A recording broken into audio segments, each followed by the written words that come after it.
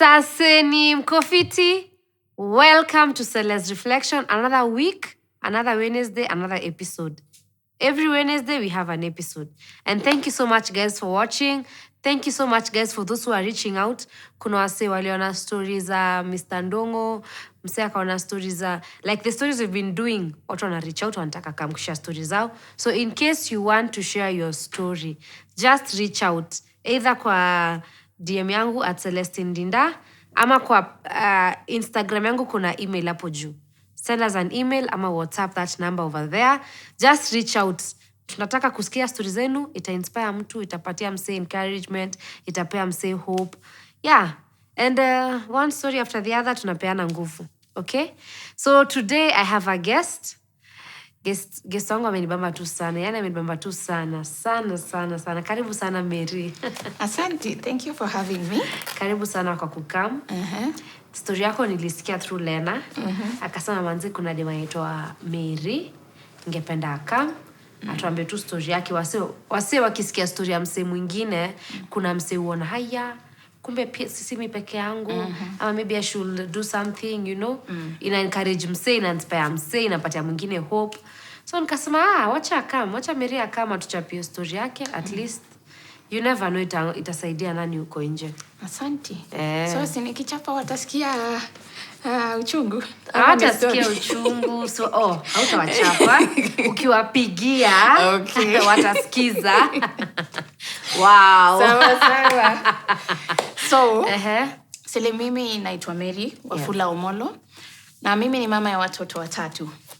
Nilikwambia uko na jeans mzuri sana. Manze. Hizo ndo jeans tunataka. Aki Mungu wewe. Asante. So, I got married in 2017. Alafu nikapata my first born twins in 2018, mwezi wa 4. March. Mwezi wa 4, April. Okay. Kizungu na Kiswahili ni kizungumkuti.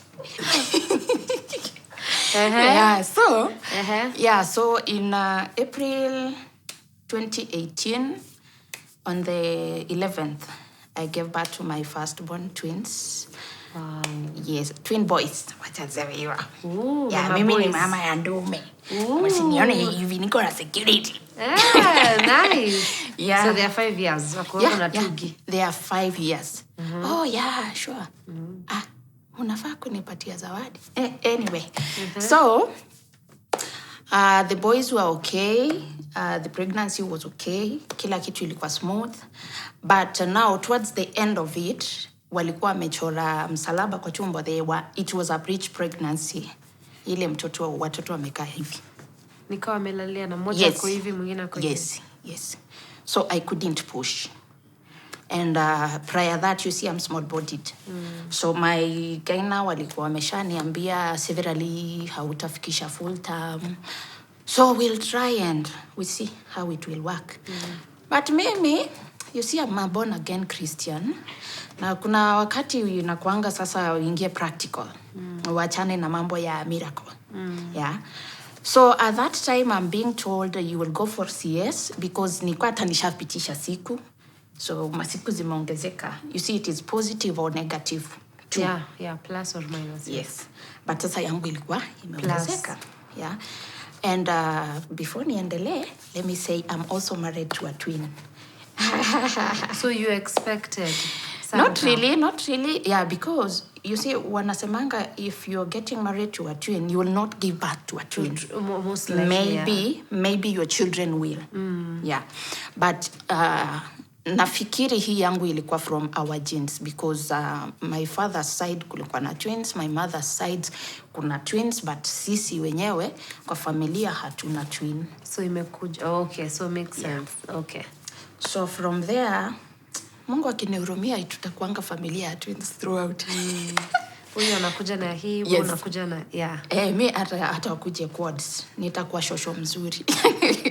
Well done. Yeah. So when I'm told you will have to sign for CS, I'm like, unajua umeomba, umesema vile, hey, utakatwa, we utaenda sawa.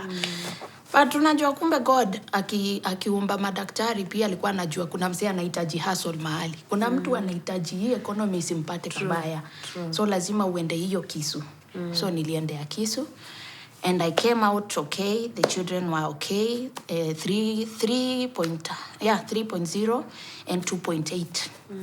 So I was carrying 5.8. Yeah. So nilikuwa mnaona hiyo. Sikuone hivi. Sasa nimeona internally. Yeah, niko under maji. Nitalipuka later. So from there tukatoka hospitali, everything was okay, kila mtu amefurahia, kwetu hakuna twins, so kila mtu akiona hivyo it is hey, kila mtu anataka kukuwa associated na wewe, naenda kwa Miri, yeah. Then when they were 9 months old, I went for my family planning kwa hospitali. Then my gyna looks at me and tells me, Mary, vile unakaa hauko peke yako. Yeah? At 9 months. When the twins were 9 months old? Yes. You were pregnant again? Yes. No. Tulikuwa tunafanya kazi msee. Sisi nyinyi amlali. Kwani dunia imejaa? Si unaona tuko hapa na space? What? Si unaona mpaka tukwe hivi tunasimama hivi kwa dunia ndio tuseme imejaa. Sasa hii watu kwanza na hii baridi, watu wazai. Okay. Yeah, so when I was they were 9 months, I'm going to hospital for my family planning checkup and kuchukua pia ingine. Then my gyna looks at me and tells me, Mary, hauko peke yako. And I'm like, "Ai, me doc, me najijua, blah blah blah." Then says, twende lab. So it was lunchtime. Public hospitals, of course, zinafungwa. Watu waende watafute kamoja mbili huko nje. So nikienda lab, ilikuwa imefungwa, but alipita na nyuma. You see? And sikuwa nimelipa, ndo watu wasiseme I'm corrupt. Sikuwa nimelipia, ati waende wanivukishie line. Ni gyna tu aliona mimi ni mtoto mzuri. Ni maombi ya Mungu ilijibiwa. So akaenda, they did blood test, positive, urine test, positive. Then, hawaniambii bado. Wanaleta ka vitu, kanini, note, kako flipped, alafu wanakupatia. Kwambia, hey, ni wewe Mary, yes, congratulations. Then I'm like, nauliza wa madam wa lab, ati, unasema? Then she tells me, yeah, you're 3 months pregnant. I'm saying, wewe, uko sure hii ni test yangu nimefanya? Sema, yeah, ndio maana tumefanya mbili, both urine na blood. So you do this, pelekea gyna majibu. So I went back, nikapeleka, then he looks at it, then tells me, si nilikwambia, wewe tu vile unakaa, nilijua. So tuseme hata si tulikuwa na expect. Uko umeipangia. So, you see, venye mtu akishapata mtoto, at times it takes a longer time for you to start getting your menses. And by that time, my family planning ilikuwa ya 3 months. So for the 3 months, hiyo inakaushanga pia blood sometimes. Inakaushanga the menses, they don't come like normally. So mimi sikuwa najua by then. So I'm thinking, venye nilitoka theater, maybe blood ilikuwa mingi and my body is trying also to fix itself, irudi normal. And I'm thinking I'm okay.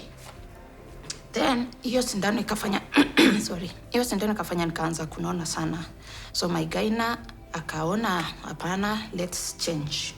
So we changed to pills. So hapo kwa pills. Ndio ulikosea. Hapo. Mimi sijui kama nilikosa, si jamaa kukua. Na si mimi nikajiambia wale niliumbwa kumezaga madawa badala ya kukula. Kumbe kanachungulia. So,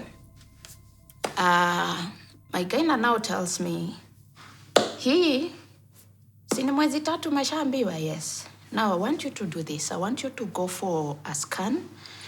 the scan ile normal scan tunafanyiwangwa kama uko na ball. So go for a normal scan, wasizingatie mtoto, wazingatie your wound. Because if inside it's still open, even for a centimeter, we'll have to terminate this pregnancy. So I'm coming out of there with mixed reactions. Partly niko joyous, partly niko the question marks, so zile, how will it be? And also, I don't want to terminate this pregnancy because a friend of mine alikuwa amepoteza mtoto. And you see from the discharge summary ile ilikuwa imeandikwa, it was written abortion. You see. So, utaka aje wewe mwenyewe ukijua mbia nililose mtoi, then somebody somewhere has already concluded that it was an abortion. You see, it is trauma on its own. So, nikarudi home, sikuenda the scan, sikuenda because my fear was if the wound is not healed from inside, they will have to terminate this pregnancy. But before nifike nyumbani, I called my husband. Nikamwambia, hey, tumepatikana hapa ni kunoma. So yako zile za mko sawa, nafikiria ni watoto na mimi nyumbani.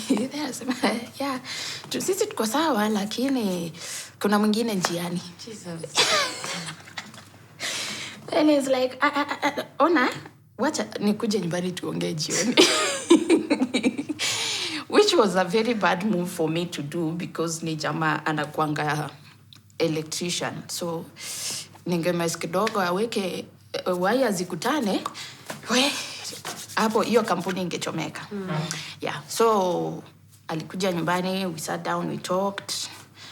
Then from there, sasa, the pregnancy is almost now 4 months. Sijaenda scan because I don't want to terminate. But this very 1 month, ilikuwa mimi na Mungu ndani ya nyumba. Sikuwa naenda nje. For a whole month? Yes, for a whole month. Sikuwa naenda nje. So you and the sasa wako 10 months? No, they are still now 9 months. It is almost 4 months. So bado, okay. They are still 9 months. So au wakitaka kuenda wataenda wacheze. We had a house girl mwenye alikuwa na hao. But mimi sitoki.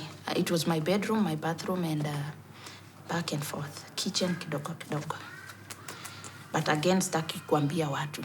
It's me and my husband who knows this. Partners in crime. Yeah, so tukamaliza that very month. Then now I decided, okay, kwa hiyo mwezi I said it was me and God. So I'm here telling God, kama niwe umelete, basi fanya aje, funga hiyo wound kabisa. So for the next month now I go for the scan. Then sasa it's 4 months now. Wanaangalia, the wound is okay. Wananiandikia ripoti. Then I go back to the gyna, nikampelekea ripoti. Then the gyna tells me, sasa hii tutabeba. So God alijibu. Yes. Hii tutabeba. So naanza kubeba of course. Lakini sasa ikifika hapo mwezi wa 6, ndio inaanza kupuff. Because the first semester mimi sinanga, mtu hawezi jua kana kuna ball. Kama wewe sio African parent. Unajua African parent wale wanakuangalia hivi. Hata wanainusa. So at that time I go back. The gyna tells me tutabeba. Then now we start the journey. Clinics kama kawaida. But ikifika mwezi wa 6 hapo saa imepuff. Kila mtu is looking at you like ni kama umemkosea. Ni kama umeiba bwana yake. Sasa hiyo hata wewe hujui bwana yake. Unaona? Yaani everybody ukipita umeshika katoto huku, umeshika kengine kako kwa tumbo. Kila mtu akozileza. Hey, wengine walikuja wakaongea, masikio yangu ikisikia, macho ikiwaona, utakufia theater. Just because nilikuwa nimetoka theater last year. Now this year again, niko na mwingine ananiambia, hey, kwani bwana wako ndio Father Abraham? Na sijaibia mtu bwana, sini wangu. Sini young. Yeah. What I want to do with him, it's none of your business. Exactly. Yes. Sijakuja kuomba diapers kwako ama chakula kwako. It is me and him. Exactly. Until we reach that point ya kusema, serikali jamaneni, saidieni. Ila mtu zipo. So, mwezi 6 imepaf, then sasa nikaanza kuona some changes. Inakuwa ngumu kutembea for a long time because I'm feeling some pain. And inakuwa ngumu like I was not even lifting things kwa sababu nilikuwa nimeshakata hospitali. But sasa right now mtoto anataka umbebe. Na huyu ni mtoto wako, utamkata. So ukijaribu kuinua hivi unasikia kuna some tension hapa. So after that nikaambia gaina yangu, gaina nayo kanirifa. Are they still breastfeeding hawa watoto wawili? No. Ilibidi niliacha at 9 months. Hata si eti ni juu niliambiwa na daktari. Because hiyo time nilikuwa nataka sasa kutoka kwanza hustle zangu. So nilikuwa najaribu kwa stopisha kidogo. But at that time walikuwa wameacha. Okay. And pia walikuwa natembea, so sina shida na hiyo. But hatuwezi enda mbali. We are like zero grazing around kwa mtaa. Yeah. So I go to my gyna, akanirefer to another one in Mama Lucy. Then now in Mama Lucy kuna unit inaitwa high risk pregnancy. So mimi yangu alikuwa naona kama it could be high risk. High risk means you either go or the baby goes or both of you go. That's why it is called high risk. Na high risk si eti inafanyikanga kwa sababu ya mtu mwenye ametoka theater. High risk inaweza kuwa maybe uko na shida just within, you see you've heard of preeclampsia. Kuna watu wako na pressure throughout, so lazima waangalie hizo vitu zote ndio wakutam kama your pregnancy is normal one ama it is high risk pregnancy.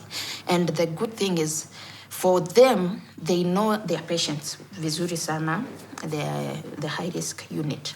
So in case anything happens hapo katikati, when you go back you just say mimi ni wa hapa, mimi ni wa high risk. Unashughulikiwa. I don't know if it's changed, but hiyo mwaka ilikuwa tu hivyo. Then now nimeanza sasa kuona some changes. I'm experiencing some changes within the body. And now niko 8 months. 8 months, I go to 9, then I book my clinics. Mimi nimependa Shalom Hospital at River because number one, your time we were not okay financially that much, and also our NHIF was up to date. And that being a community hospital, delivery and maternity services were free, provided you have up to date NHIF. So we went there, we had window shopped around, mali tunakaa, tukaona hakuna hospitali mzuri hapo. So we decided we got there to Athi River Shalom. You could have seen me nikienda kujifungua the boys. Tulibeba a whole suitcase.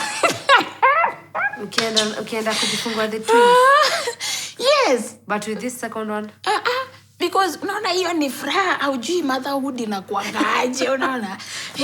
Sasa umebeba kidaiva nini mzuri yote, like mwanangu ametoka na suitcase, mimi nimefuata. Na huyu mtu akituona anafikiria tunaenda vacation Dubai, wapi? Theater. Aki maisha. What is life? Na sasa huyu mwingine mlienda aje? Tulijiba tu pole pole usiku. Si unajua sasa tushakuwa discussed, tumeshaambiwa nini, Bwanangu hadi amekalishwa chini na watu wakasema you just terminate this pregnancy. Huyu baby atakufia theater. You want to lose your wife? Wewe fikiria. Then he comes and tells me, you see we just wesikia. Kama unasikiza za watu, sikiza tu. Si mimi ndo nimebeba. Kama God ameamua niende hivyo, sawa, nitaenda. Hawa wawili wewe utachunga.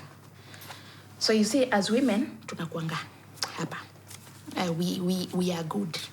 Kuna wakati mtu alikuwa anasema joke, akasema najua kuna time yenye heaven hakukuwa na wanawake.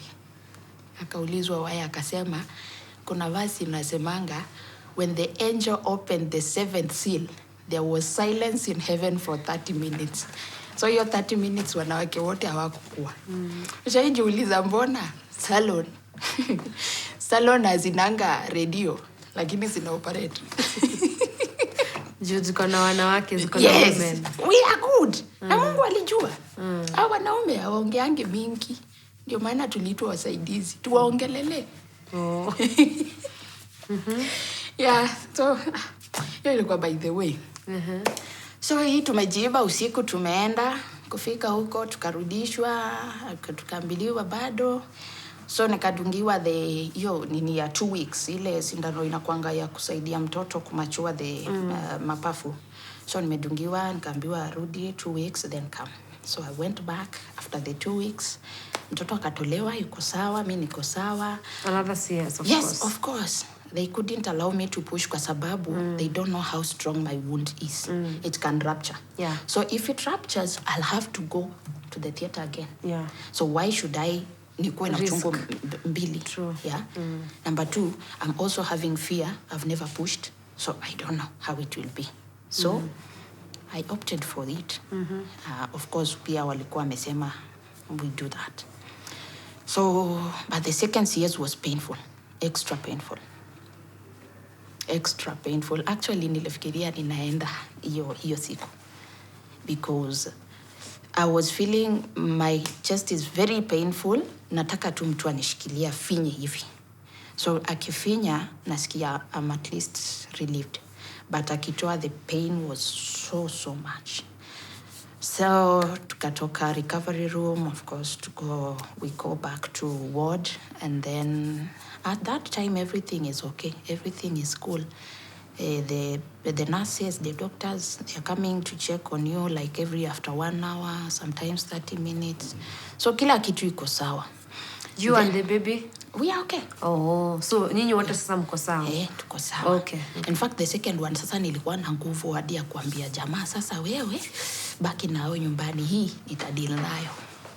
Hizi ni mmoja. Alafu ananiambia Iron Lady. Imagine tu venye mimi mkonda tunaitwa Iron. Yes, kwa hiyo Iron Lady. Sema kuchochwa. Anyway, wanaume Mungu awabariki. Kutuchocha tunayo.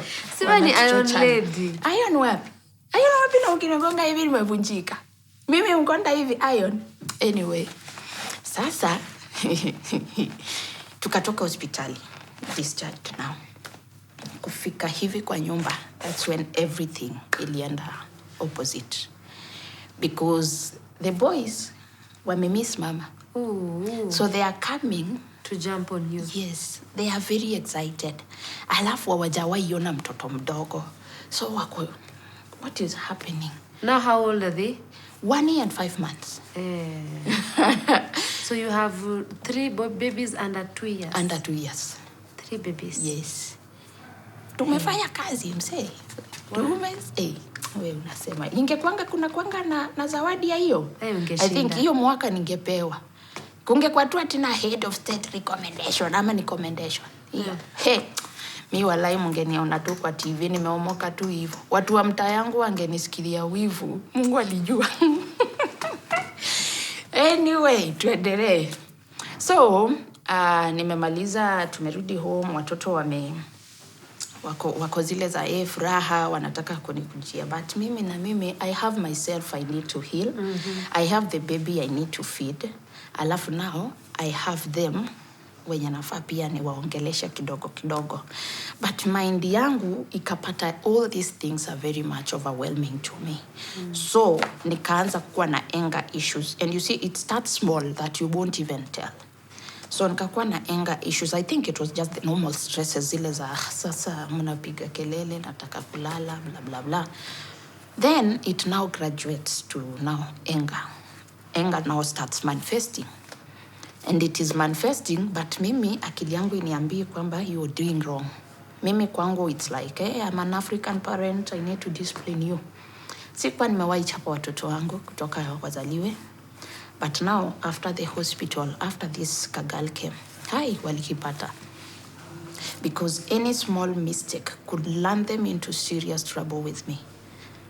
And any noise. Nikishasema I don't want noise, please msichana wewe funga mlango, enda na watoto. So pia yeye atakaa nje kidogo asikie nimeboeka, let me take the babies, maybe wa watch TV. That very noise ya kuona cartoon na wafurahi, kwangu it was a very big mistake. Then sasa hiyo time nimeshawafunza kujishikia kikombe wajipee uji. Then nikuje nipate mtu amemwaga kauji kadogo. It was a big mistake kwangu. Wangepokea ile kitu hawajawahi ona. And I could even beat them with whatsoever. Nitapata mbele, ikuwe ni mwiko, ikuwe ni slippers. Then now, people around started noticing. They could talk to me, Mary umebadilika. What is not happening? But inside of me, I'm thinking, si watoto ni wangu, kwani disciplining a child imekuwa tena ni issue hii Kenya. Sisi tulizaliwa tukipigwa tu viboko, mangoto tulizipokea, slippers was none. Hakuna shida, si hawa ni wangu. So unasikia uchungu juu ya. So mi naendelea nafikiria I'm disciplining them. Kumbe I'm creating fear in these kids. So one day my husband's brother came visiting. Then bando sayu hata sijahil natembea kama niko hivi. Then this first twin akamwaga uji. Hey, una imagine kutoka bedroom unakuja sitting room kuchapa mtoto juu ya amemwaga uji na mwingine yako sitting room. So he looked at me and told my husband, I think Mary is not okay. Talk to your wife. I think Mary is not okay. Then my husband, of course, he analeta message. Nilikwambia nini sisi wanawake? Hapa. So wakati alisema tu amesema, nikanyamaza vizuri, akaongea akamaliza. Nikamuuliza sasa sikiza. Yeye yuko na mtoto mmoja. Mimi niko na watoto ngapi hapo? 3. Alafu na unafaa kuwapenda wote vile anapenda huyo mmoja. Wakifanya makosa ni makosa.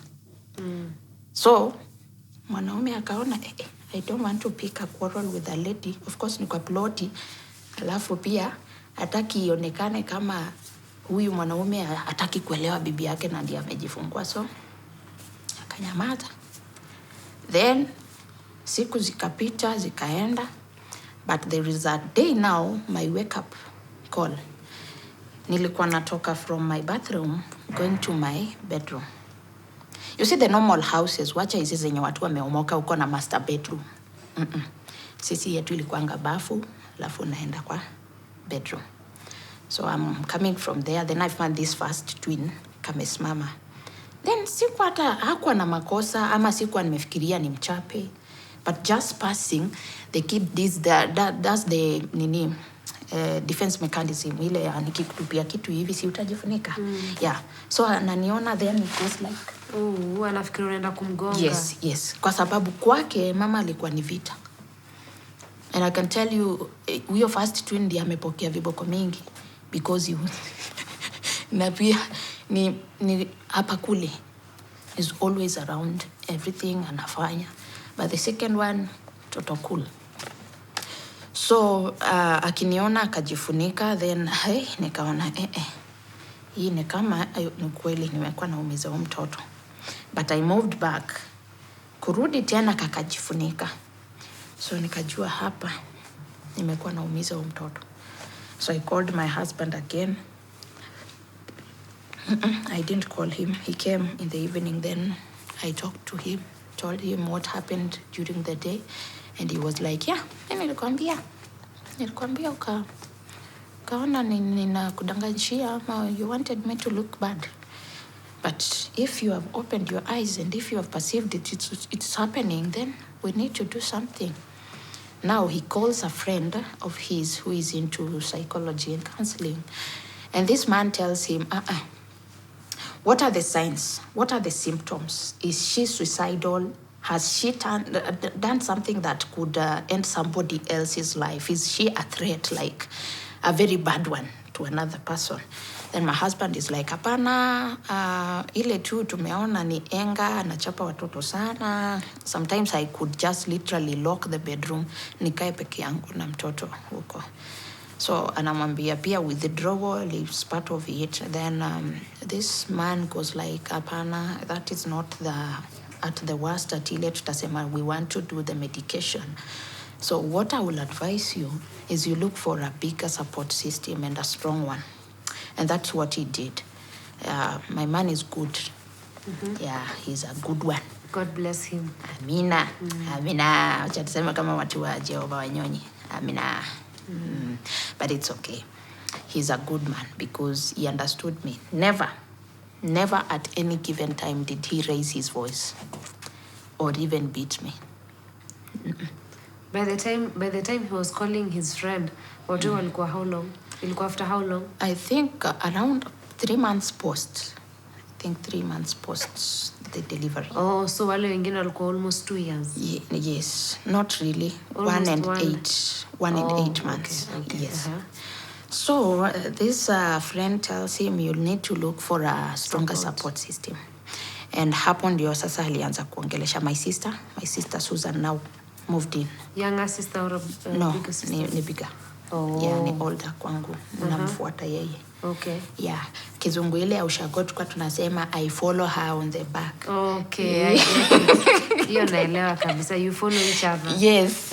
We are followers. Oh. Yeah, so sister my sister came. Then I have a good mother-in-law. Pia yeye alikuwa anakuja mostly weekends, ana spend time na sisi, anaona wajukuu, anawaogesha, everything. Yeah, akikuwa I was okay. Because kupika mdem atafanya job. Then yeye atawaosha and all that. So akikuwa literally I'm like niko tu sawa, nikae tu nitulie. So venye wao walianza kukua around, enga yako ilianza kushuka ama ulianza? Wakikuwa inashuka because it was overwhelming. The feeling of just being overwhelmed. Ushaisikia tu mtu anasema acha nizime tu simu nilale. Because akona mawazo mengi na hawezi kuexplain kwa mtu mwingine. Maybe some things are very secretive. Yeah, maybe it is between you and your spouse. Maybe mmoja amegonga mwingine, so you can't go telling people everything. Now maybe hawa watu pia hawaamini, so mtu anasema tu wacha nijipatie time nilale. Na akiamuka ukweli, hata wewe sahi tukisema tuseme uko set throughout the day, ukifika nyumbani unafanyangaje? Hautaki anything. But ukipumzika kidogo na you okay. Now you're back, sindio? Na ukiongeleshwa na mtu unasikia ni kama anakutukana. Unatoa hasira yako kwa mtu mwenye. You're directing your anger to the wrong person. Yeah. So that's where now I was. Then now my sister, my mother-in-law, then our house girl, then him.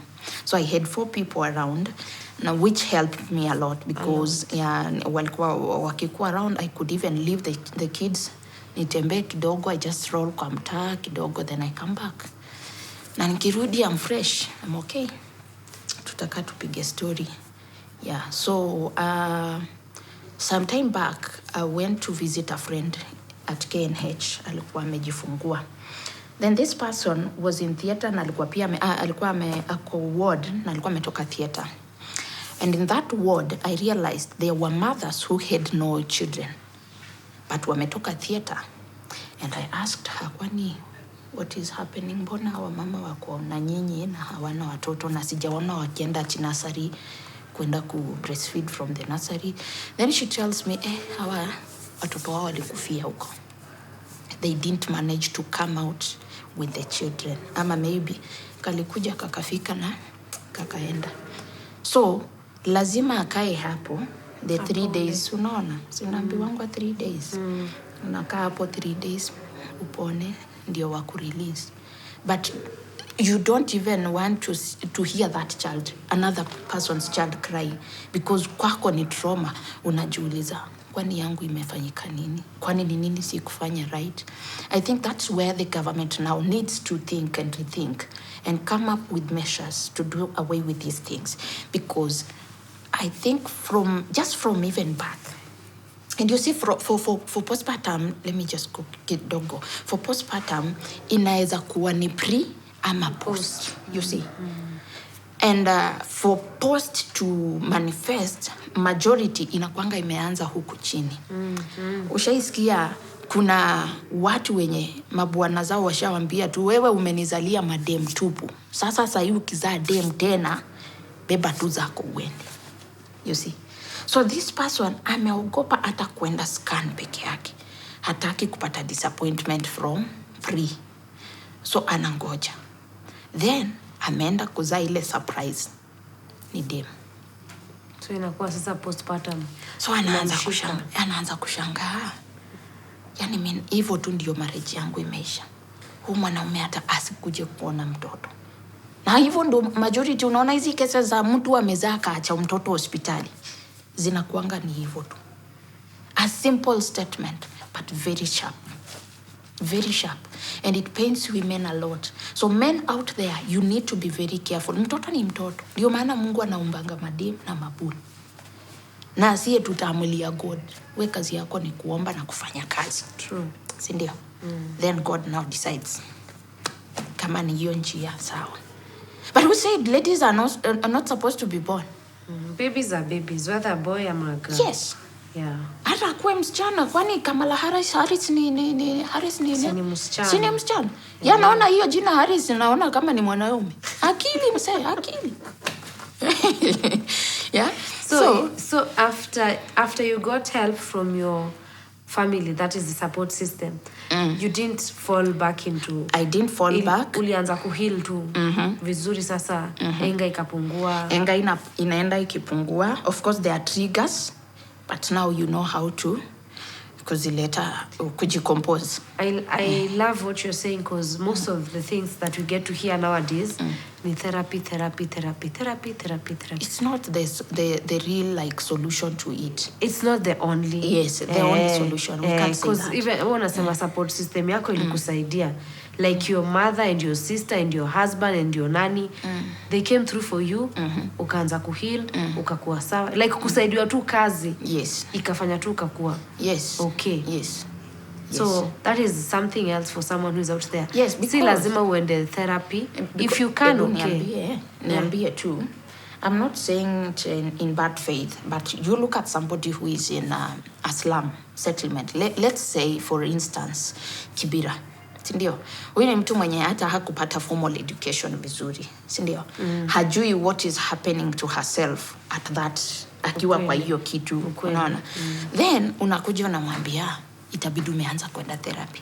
Hata therapy hajui ni nini. Then, okay, anasema, anyway, let me try. Then goes to hospital and says, nataka therapy. Then wanamwambia, pay for it. Atatoa wapi hiyo pesa? If this person hata kupata food peke yake ni issue, atatoa wapi pesa? As much as bado kuna therapy za bure. Na maybe hata ni hiyo help anataka kwa nyumba. You know? Anakama, anasaidika, jioni anarudi kwa ile nyumba. I think if at all kuna rafiki ama jirani ama nani anaweza msaidia, anaweza saidia alone. Hapo ndio tunasemanga, you just need to open up and speak up. Because our problem, ukishaongelea, it's half-solved. It's always half-solved. So until it comes to that very worst moment ya wewe kwanza kupewa medication, of which there are some hospitals that are really doing it well, like Pumwani. The last year we had, was it last year or the other year? I think last year. Last year we had Women Mental Health Day. It's celebrated in March at Pumwani. And the in charge was saying, mimi niko na dawa mingi hapa, lakini nyinyi wa mama mkujangi. So kama unajua kuna mtu anahitaji msaada mahali, mwite tu. Because sasa hizi dawa tutapeleka wapi? So it means the government knows that there are these people. Kuna wale wanasuffer this postpartum. But until somebody speaks out. True. Huwezi kuja kupewa dawa ukiwa kwako. Yes. Yes. And also kitambo ilikuanga kama uko na like postpartum and it is to the extreme. Unajua kuna kuanga na ile mpaka mtu anakataa kunyonyesha mtoto. There was one who was telling me alikuwa analetewa mtoto hivi, ananusa, anawatupia. Hii ni nini mnaniletea? Mtoto ni mchafu. Mtoto, na si mtoto ni mchafu. Ndiye ametoka kuogeshwa, sasa analetwa kunyonya. You see venye unatuanga mtoto, unaleta kunyonya apate joto. Then lakini anatupa. Anytime you mention a child kwa huyo mama, ilikuwa ni vita. Anashika mtoto hivi, kichwa chini, mguu juu, naangalia hivi. Na wewe ulikuja saa ngapi? It can be bad. Yeah, there are those who have mild, wengine iko very serious. So kitambo ilikuanga such like cases, mtu anapelekwa kama madhari, then mtoto anawekwa kando. But right now, wanaweka pamoja. So you are going through therapy, but mtoto yuko hapo. Yeah. So bado anaweza nyonya, bado anaweza fanya kila kitu yenye mtoto mwingine atafanya. Wacha tuseme at least this time watu wame learn more, there's more awareness towards postpartum. But kidogo okay, we are trying but not really. We are trying. Tutafika tukiendelea na awareness. You just tell me, hata waambie tu hawa wanaume tu hapa, the camera people, wakwambie postpartum ni nini. Wengi wanasemanga ni postmortem. Wallahi. Madi postpartum ni nini?